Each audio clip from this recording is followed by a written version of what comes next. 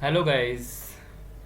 In this session we will discuss about chapter 7 operator expression and control structure part 2. We are discussing about what is operator precedence, its associativity, then decision control statement like if else, switch case statement, or loops like for loop, while loop or do while loop.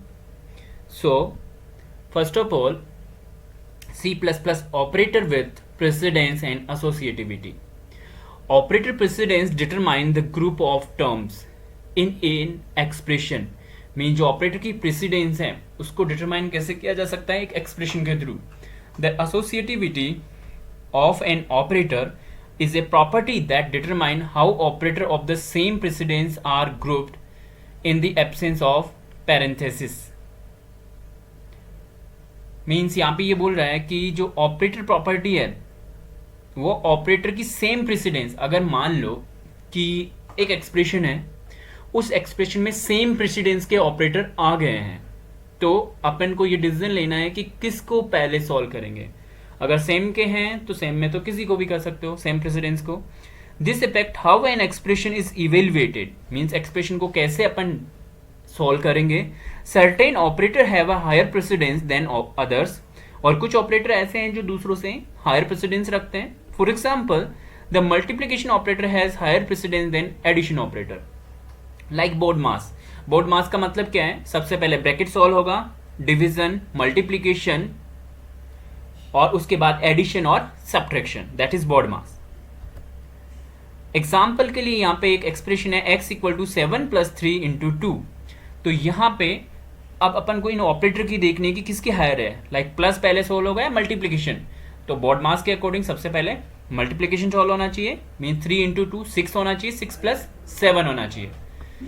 x is assigned 13 not 20 because operator multiplication has higher priority precedence than plus, so it is the first get multiplied with 3 × 2 and then add into 7.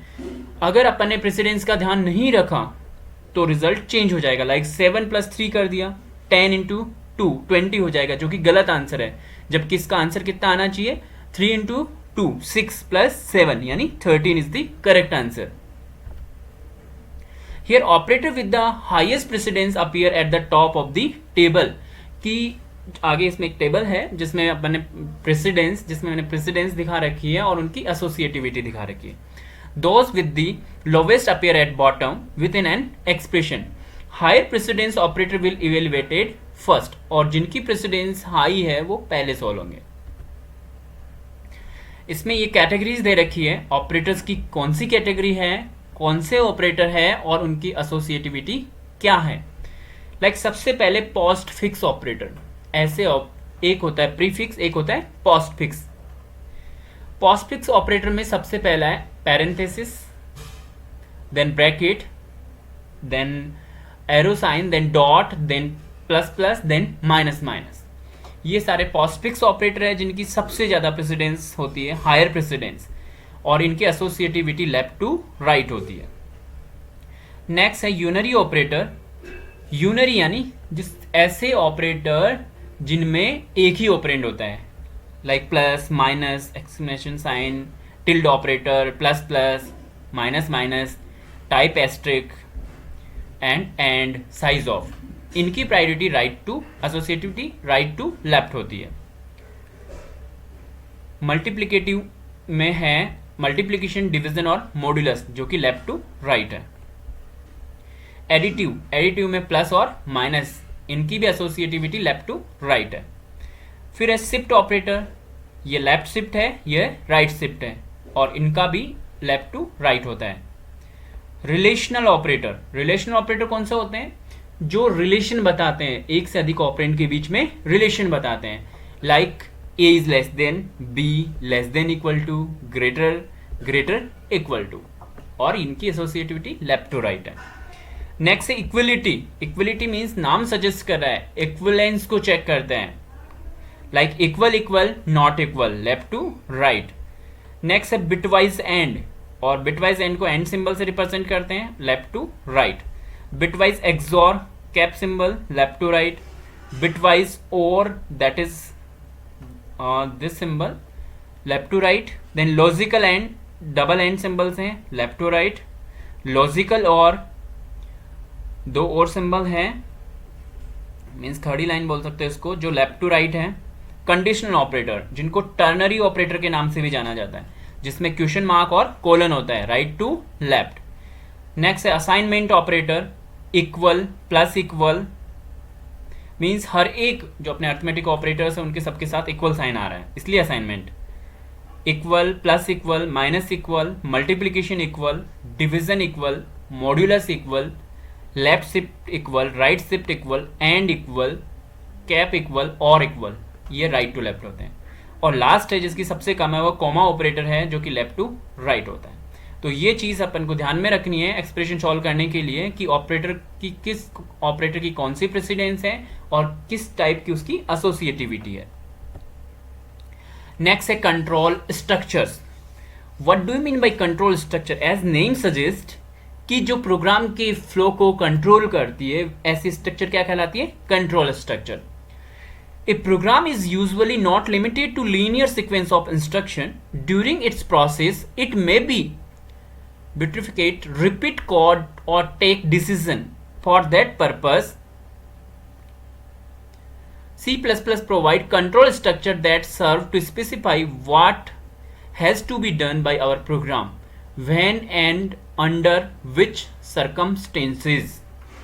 Means एक programme है जिसमें instruction किसमें, एक sequence में, linear sequence में, और इस type के प्रोसेस को अपन को टुकड़ों में करना है, वो भी, और टुकड़ों में करने पे डिसीजन लेना है. इसके लिए अपन क्या यूज करते हैं? Control structure. Control structure are just a way to specify flow of control in the programs. Means control structure क्यों यूज में लेते हैं? प्रोग्राम के फ्लो को कंट्रोल करने के लिए, डायरेक्शन देने के लिए. Any algorithm or program can be more clear and understood if they use self-contained module called logic or control. अगर किसी प्रोग्राम में अगर अपन कंट्रोल स्ट्रक्चर्स यूज करते हैं तो वो प्रोग्राम ज़्यादा अच्छा होता है. It basically analyze and chooses in which direction a program flow based on certain parameter or condition. Means in control structure से अपन कुछ कंडीशंस पास करते हैं, अगर वो कंडीशन सेटिस्फाई करता है तो जो अपना ट्रू कंडीशन वाला ब्लॉक है वो एग्जीक्यूट होता है, अदरवाइज अनदर ब्लॉक एग्जीक्यूट होता है. हो भी सकता है और नहीं भी हो सकता. There are 3 basic type of logic और फ्लो कंट्रोल. 3 टाइप के फ्लो कंट्रोल है. वो है पहला सीक्वेंस लॉजिक और सीक्वेंशियल फ्लो, मींस जिसमें सीक्वेंस में काम करता है, वन आफ्टर अनदर. दूसरा है सिलेक्शन लॉजिक और control flow. Selection logic means एक से अधिक में से सेलेक्ट करना हो. सीक्वेंस फ्लो मींस एक से अधिक स्टेटमेंट लिखते हैं प्रोग्राम में, तो प्रोग्राम में जो स्टेटमेंट होते हैं वो ऊपर से, टॉप से एग्जीक्यूट होना शुरू होते हैं. सिलेक्शन लॉजिक लाइक अपना स्विच स्टेटमेंट.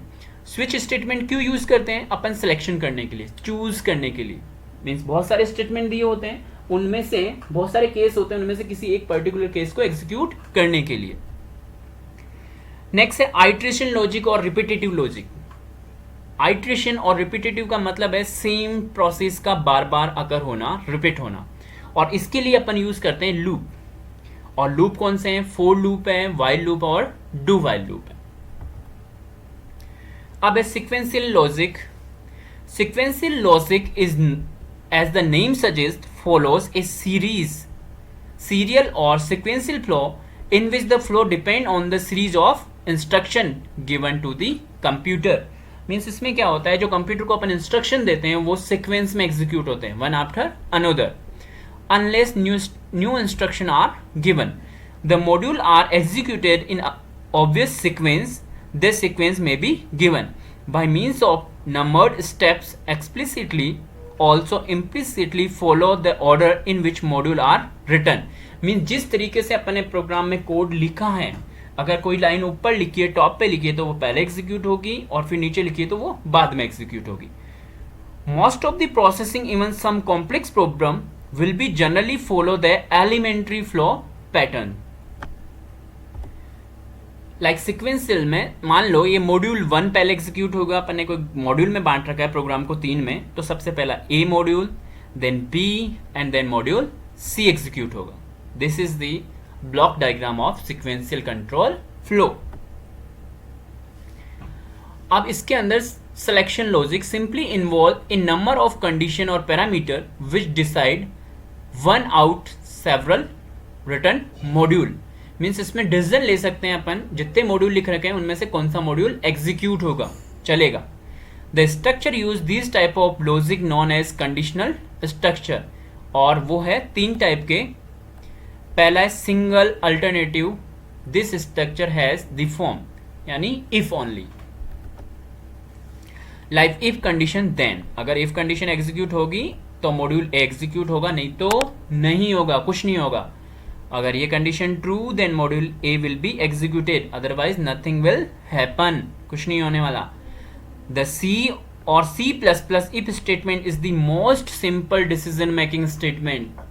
और जो अपना इफ है वो सबसे सिंपल डिसीजन मेकिंग स्टेटमेंट माना जाता है.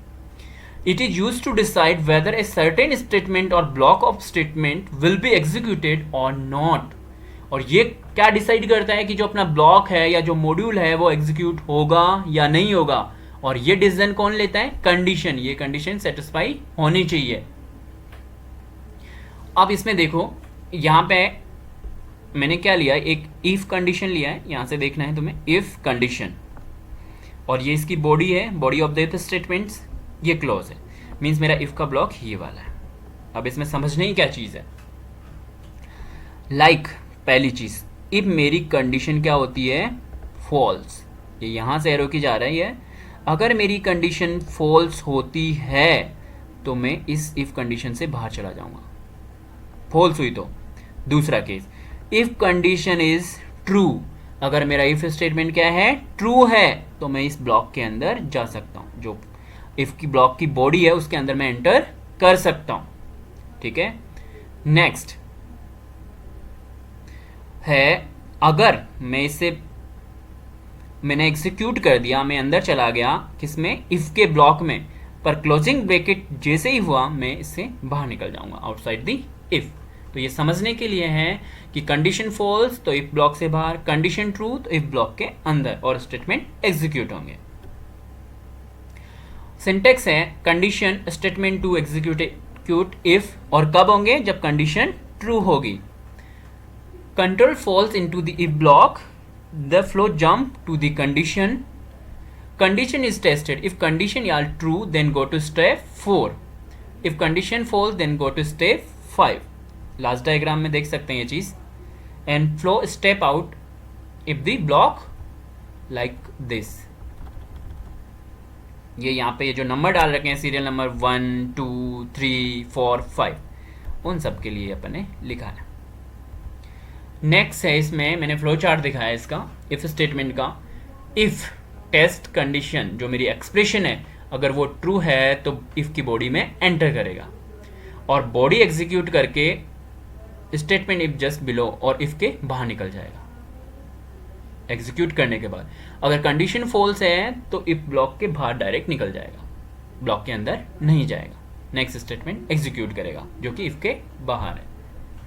Not, if you do not provide the curly braces, that is opening braces and closing braces after the condition, then by default if statement will consider the immediate one statement to be inside if block. like ये if लिखा मैंने, यहाँ पे opening और closing नहीं लगाया, तो सिर्फ जो पहला स्टेटमेंट है उसको ही if अपने अंदर कंसिडर करेगा कि ये if block का पार्ट है. Here if the condition is true, it block will consider only statement 1 to inside the block, और 2 को बाहर माना. लेकिन अगर मैंने ब्रैकेट लगा दिया ओपन और 2 के बाद क्लोज, तो दोनों स्टेटमेंट इफ का पार्ट बन जाएंगे. नेक्स्ट है if statement. C++ program to illustrate if statement. एक C++ का सिंपल प्रोग्राम है जिसमें अपन इफ स्टेटमेंट का यूज देखेंगे. मेन फंक्शन i की वैल्यू मैंने 10 दी. यहाँ पे मैंने चेक कर रहा हूँ कि i लेस देन 15 है क्या, कि i लेस देन 15 है क्या. यस, i की वैल्यू क्या है 10, लेस देन 15 है. यस, तो सी आउट प्रिंट हो जाएगा 10 इज लेस देन 15. ये मैसेज क्या प्रिंट होगा, 10 इज लेस देन 15. और मान लो अगर i की वैल्यू लेस देन 15 नहीं होती तो क्या मैसेज आएगा, I am not in if, जो कि इफ के बाहर है। ये तो हमेशा एग्जीक्यूट होगा ही होगा। मीन्स ये स्टेटमेंट कब एग्जीक्यूट होगा, जब ये कंडीशन ट्रू होगी i लेस देन 15। आउटपुट में 10 इज लेस देन 15 क्यों आया, क्योंकि 10 लेस देन है 15 से, और ये इफ के बाहर है इसलिए हमेशा प्रिंट होगा। नेक्स्ट है इफ एल्स स्टेटमेंट, जिसे बोलते हैं double alternative.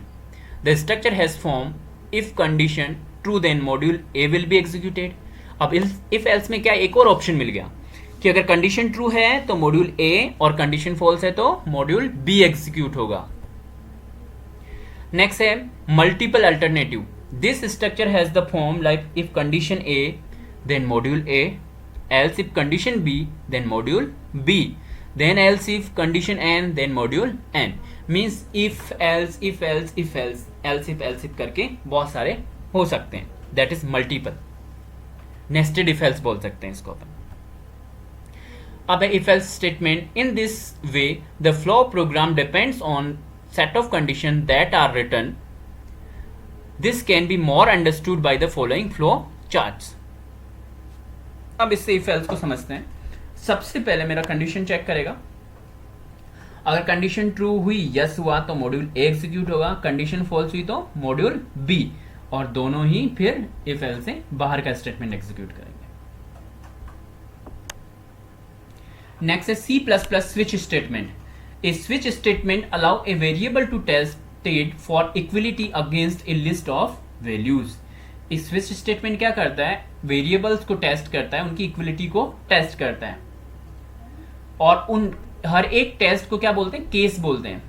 And the variable being switched on check for each cases. एक और चीज, स्विच स्टेटमेंट को बोलते हैं मल्टीपल चॉइस स्टेटमेंट। अब इसका सिंटैक्स है, स्विच के अंदर अपन एक एक्सप्रेशन पास करेंगे, फिर केस के सामने कांस्टेंट एक्सप्रेशन होगी लाइक 1 2 3 ए, सिंबल भी दे सकते हो, फिर उसका स्टेटमेंट केस स्टेटमेंट 1 का, फिर ब्रेक, फिर केस स्टेटमेंट लाइक 2, फिर उसके स्टेटमेंट, फिर ब्रेक, और लास्ट में डिफॉल्ट जो कि ऑप्शनल होता है और स्टेटमेंट होता है। नेक्स्ट है the following rule apply to a switch statement. Switch statement में कौन कौन से रूल अप्लाई किए जा सकते हैं।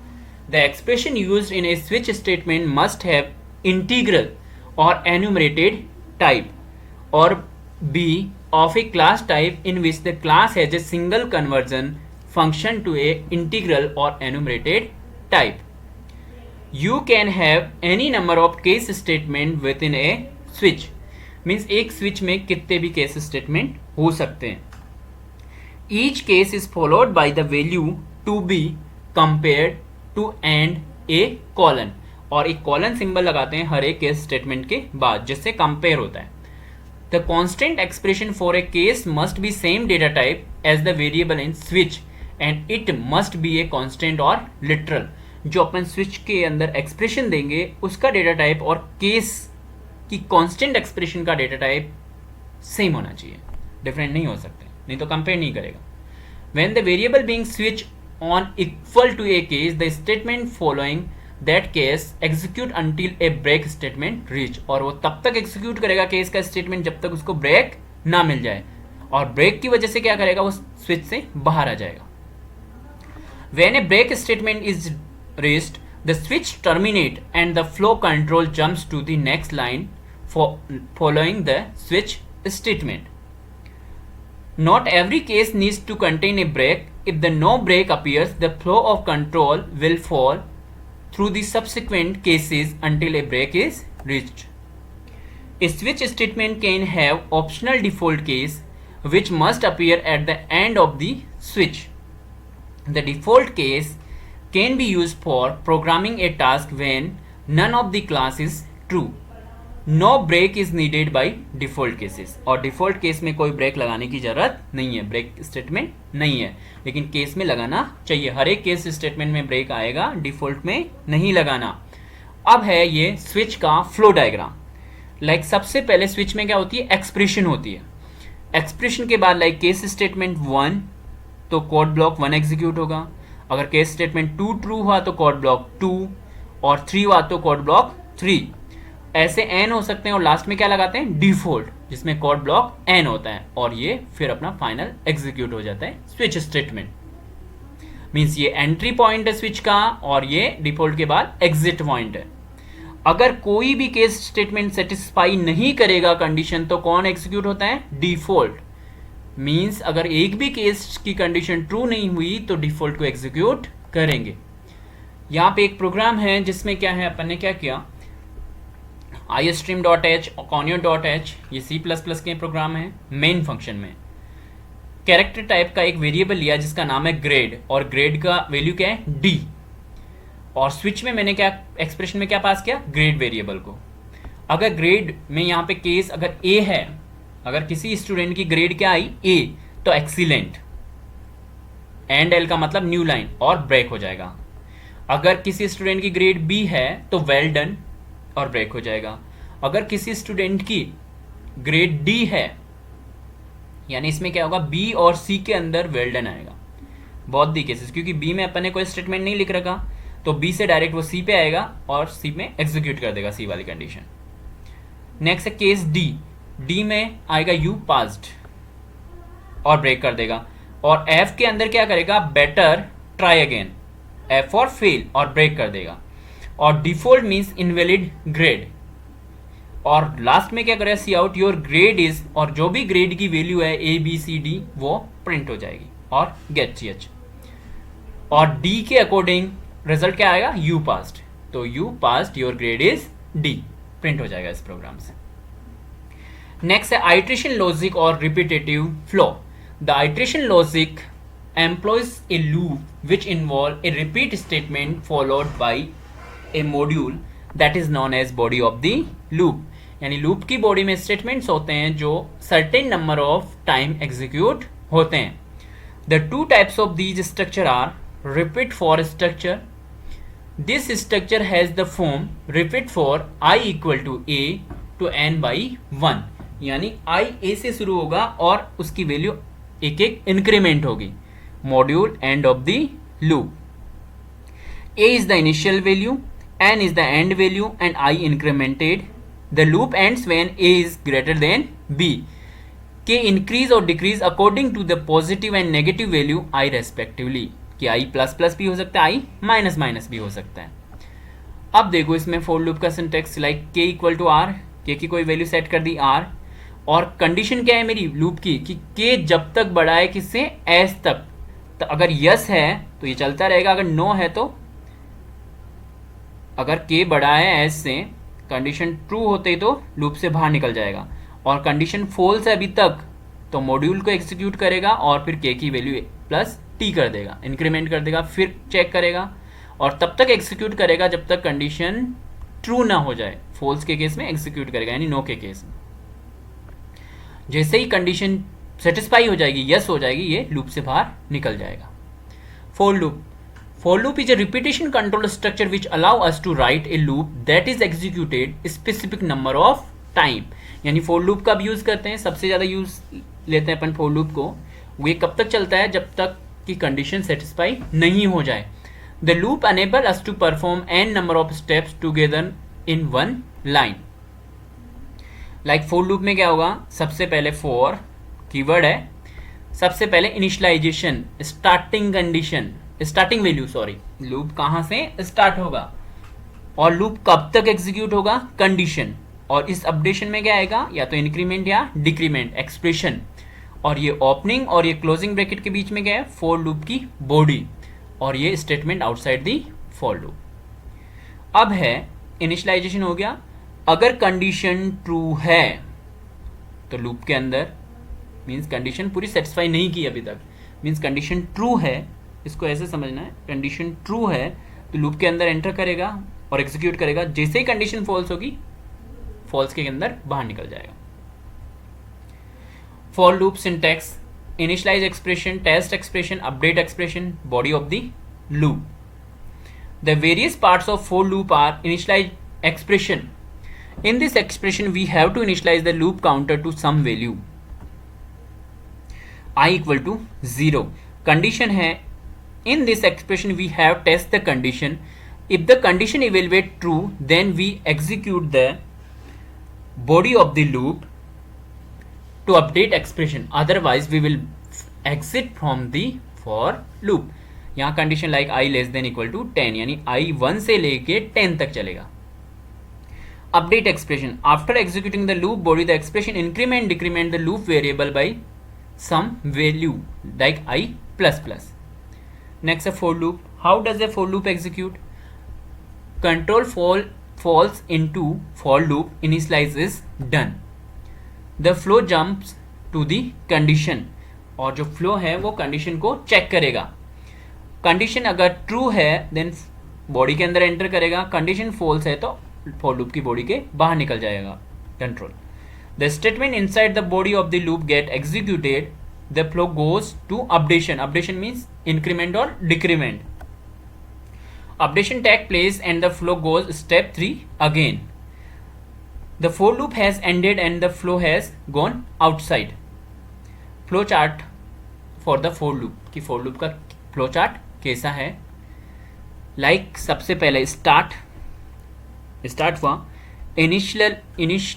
initialization expression हुआ, फिर टेस्ट कंडीशन चेक करेगा. अगर कंडीशन ट्रू है तो for के ब्लॉक के स्टेटमेंट में जाएगा और स्टेटमेंट्स को एग्जीक्यूट करेगा, और फिर जो अपनी एक्सप्रेशन है उसको अपडेट करेगा लाइक i प्लस प्लस और i माइनस माइनस. फिर से कंडीशन चेक करेगा, ट्रू है तो सेम प्रोसेस रिपीट, और अगर फॉल्स है तो फॉर लूप से बाहर आ जाएगा, स्टॉप कर देगा. यानी स्टार्ट, स्टॉप, इनिशियलाइजेशन और टेस्ट कंडीशन. ट्रू है तो बॉडी के अंदर जाएगा, नहीं तो बाहर निकल जाएगा.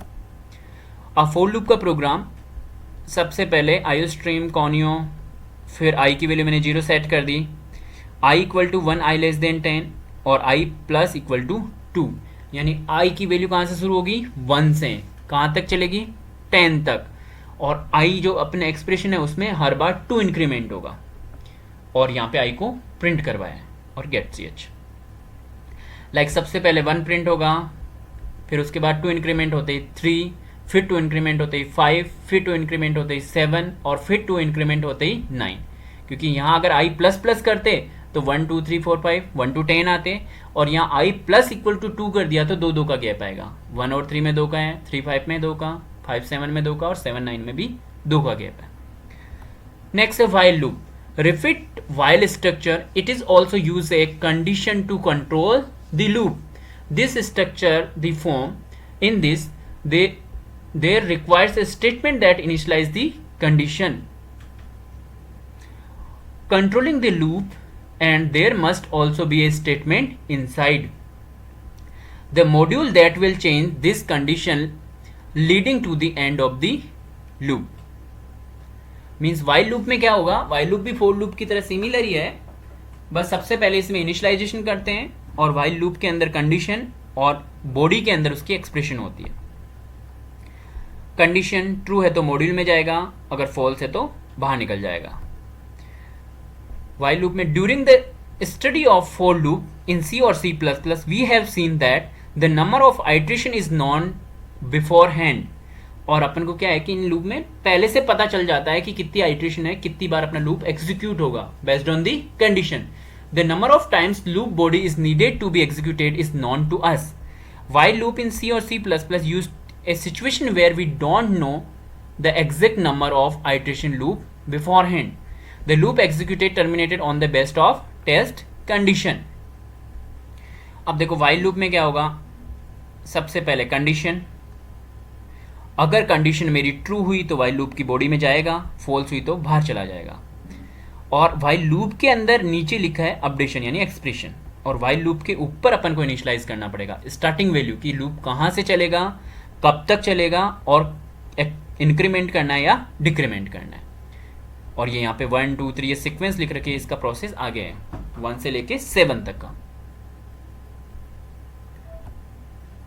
While test expression, while keyword है जो कि लूप के लिए, वाइल लूप के लिए यूज करते हैं. यहाँ कंडीशन होगी, स्टेटमेंट एग्जीक्यूट होंगे और एक्सप्रेशन अपडेट होगी, इंक्रीमेंट और decrement. The various part of while loop are test expression. In this expression we have to test the condition. If the condition evaluate true, then we will execute the body of the loop and go to update expression, otherwise we will exit from the loop. I less than 10 is the condition test expression. Update expression. After executing the loop body, the expression increment decrement the loop variable by some value. Example I plus plus यानी एक value increment होगी. How does the while loop execute? Control falls into the while loop. The flow jumps the condition. Condition is tested. Condition true है तो while loop की body में जाएगा, नहीं तो loop से बाहर. The statement inside the body of the loop get executed. Updation take place. Control throw back step 2. The do while loop has been ended, flow gone outside.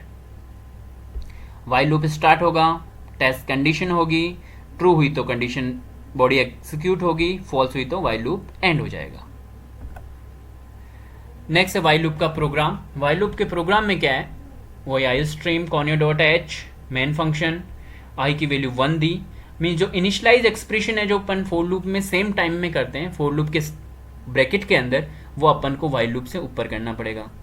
और while loop के अंदर अपन को सिर्फ कंडीशन वाला part, जो for loop का condition था ना, वो पार्ट आई ग्रेटर देन -5 और आई को प्रिंट कराया स्लेश एन से न्यू लाइन.